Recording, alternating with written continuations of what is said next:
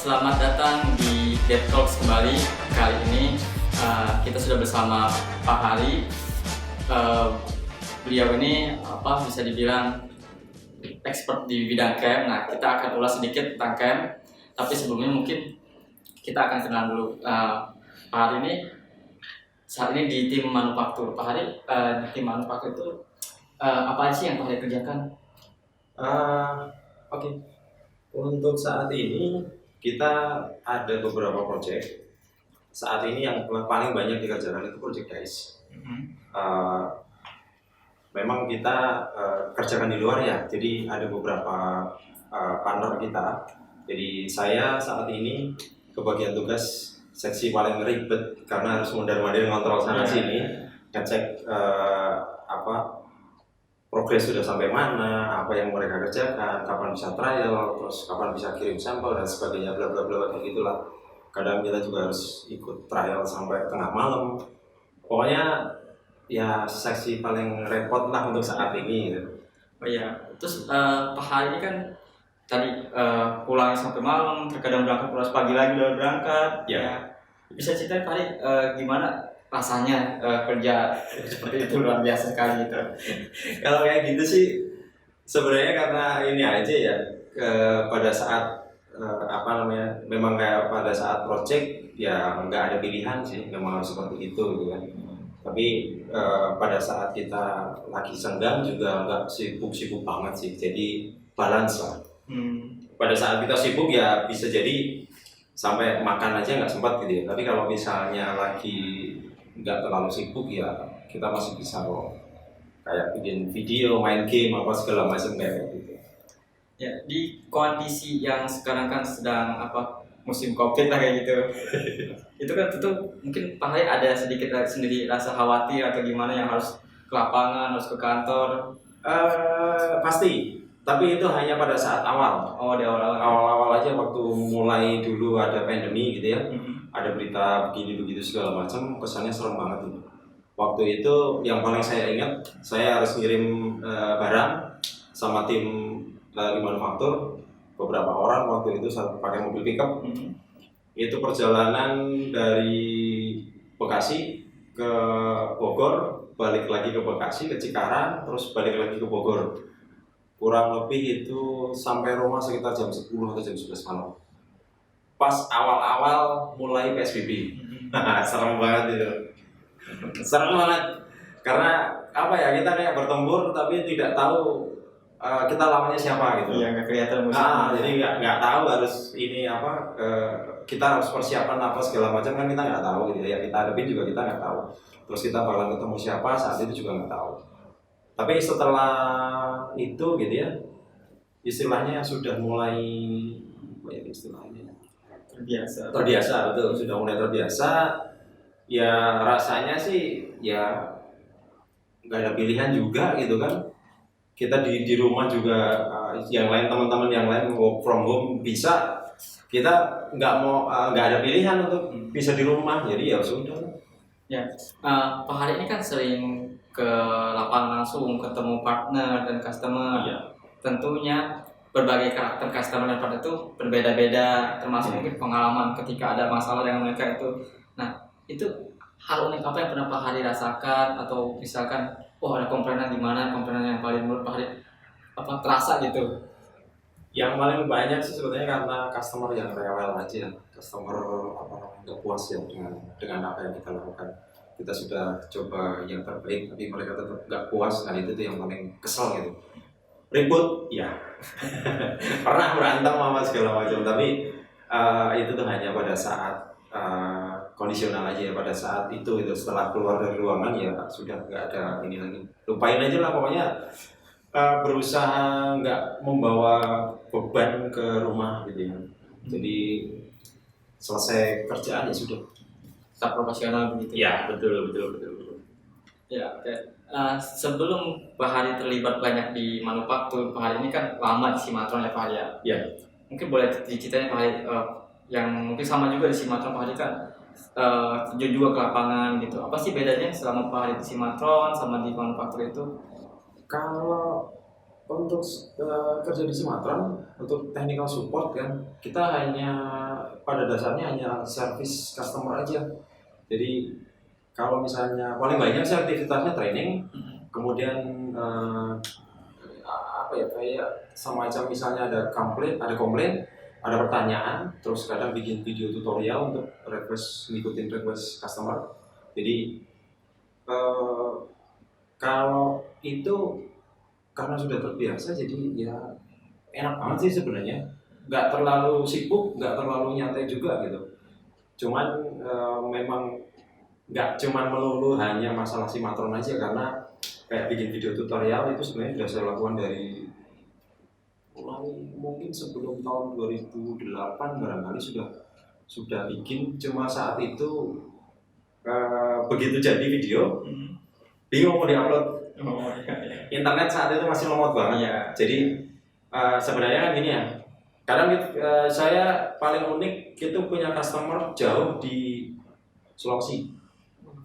Nah, jauh di Sulawesi, jadi istilahnya kalau misalnya mau ke sana terbang apa segala macam itu butuh waktu dan biaya nggak sedikit gitu ya. Akhirnya kan solusi paling gampang kan online. Ya. Online itu paling masuk akal gitu. Tapi saat itu koneksi internetnya masih sebelum 3G, seperti apa sih? Kebayang nggak? Ya. Jadi misalnya mereka nanya sesuatu gitu ya, kita bisa jawab, oh nanti saya bikin video deh. Begitu dibikin video kelar, ukurannya gede, di atas 100 mega aja. Itu udah, ini ngirimnya pakai apa ya? Di email nggak bisa,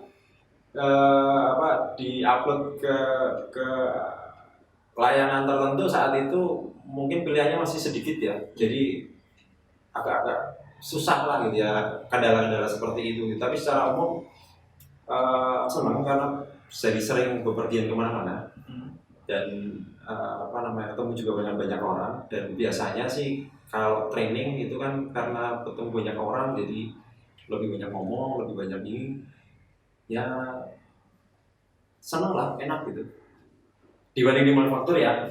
Kalau manufaktur kan customernya lebih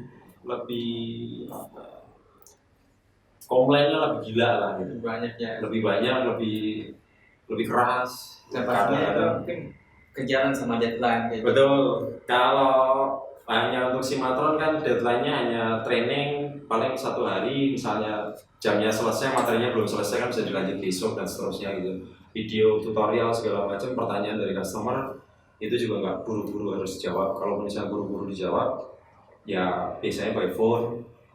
Yang paling ingat dulu masih pakai Yahoo Messenger. Jadul banget ya.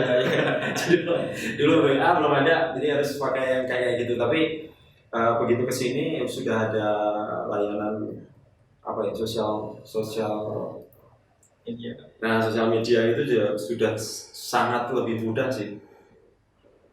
Ya, di sekarang kan sudah banyak pilihan, betul, internet semakin canggih, jadinya itu sangat berpengaruh sekali ya Pak. Wah, tentu. Ya, Pak Hari ini kan sebenarnya bisa dibilang spesialisasi itu camp ya Pak Hari. Iya. Camp. Nah, mungkin Pak Hari boleh diceritakan sedikit tentang camp itu apa dan bagaimana gitu. Oke. Jadi pada dasarnya gini, kalau untuk teman-teman modeling 3D kan pasti sudah cukup familiar ya. Nah, pada dasarnya kalau di manufaktur itu sebenarnya yang kita kerjakan itu juga kurang lebih sama dari modeling 3D. Kemudian dari modeling 3D itu kita jadikan benda, umumnya steel. Nah, untuk membuat dari desain menjadi aktual itu tuh diproses di mesin CNC. Nah, CAM itu adalah alat bantu kita untuk membuat program dari desain menjadi benda yang nyata di mesin CNC. Ya. Nah, jadi sebenarnya hanya itu aja sih. Jadi mengkonversi 3D desain menjadi bahasa yang dimengerti oleh mesin CNC. Simpelnya seperti itu, cuma yang kompleks karena perkembangan mesin juga sangat tinggi, sangat canggih gitu ya. Jadi yang tadinya cuma 3 aksis sekarang sudah sampai 5 aksis, bahkan lebih dari itu. Jadi tingkat kompleksitas bikin program itu juga jauh lebih kompleks lagi gitu ya. Dan ya jadi lebih rumit. Gitu. Jadi kita harus terus up to date gitu ya. Ya karena hampir semuanya kan berkembang ya. Kayak alat potongnya itu juga berubah. Kayak apa namanya istilahnya ya medianya, materialnya, terus mesinnya sendiri juga ada ya semakin berubah lah istilahnya. Yang tadinya mungkin ibaratnya kecepatannya gitu ya, ibarat misalnya motor tadinya cuma 100 km per jam, sekarang 2 kali lipatnya gitu kan, juga apa namanya kita juga harus mengakomodir itu gitu kan. Gak mungkin kan istilahnya kita apa gimana ya, kayak misalnya kita punya moge tapi bensinnya premium atau motor BP biasa gitu tapi oktannya 100 misalnya, atau lebih dari 95 gitu, jadi harus balance lah istilahnya gitu ya. Jadi kita juga harus ngikutin apa namanya teknologi, terus ya semuanya harus menyesuaikan lah gitu. Kembali lagi tentang manufaktur Pak Ari. Yang kita tahu kan manufaktur itu pressure-nya sangat tinggi, kemudian kita harus berhadapan sama partner atau customer yang berbeda-beda karakternya. Nah, tipsnya itu ada nggak Pak Hari misalnya untuk menghadapi tekanan, menghadapi situasi yang sangat memancing emosional? Tipsnya bagaimana Pak Hari bisa terus tenang dan percaya diri menghadapi orang-orang seperti itu?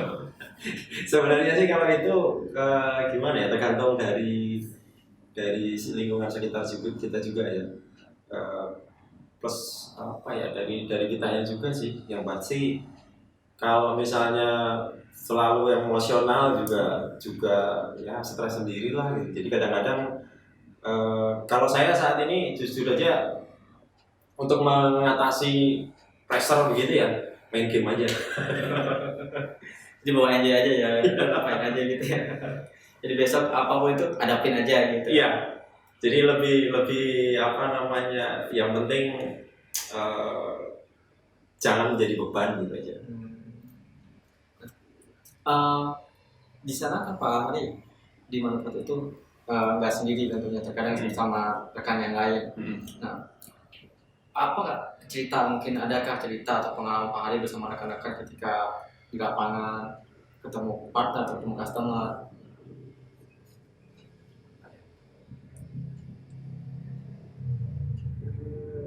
Ya pasti sih kalau saya lebih banyak ribut sih sebenarnya.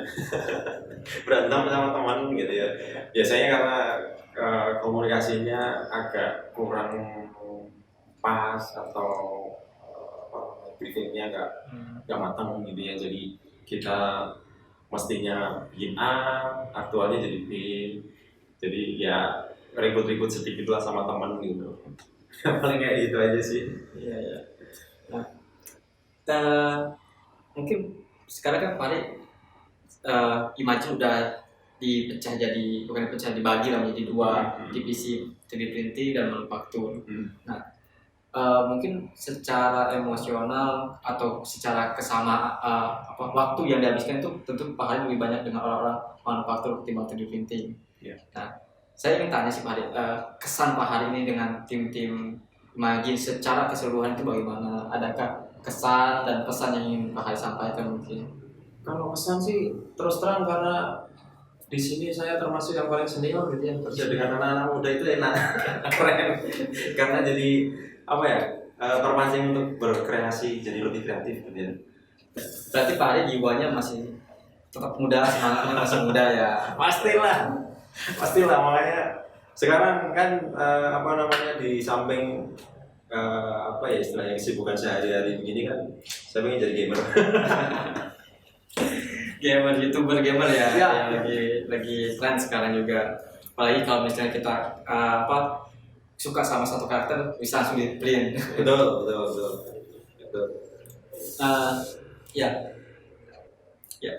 Pak Hari juga cukup rajin bikin video tutorial tentang CAD dan Simatron ya Pak ya.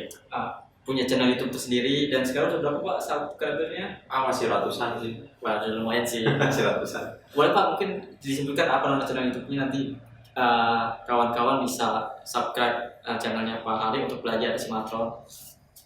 Channelnya Hari Mulyanto.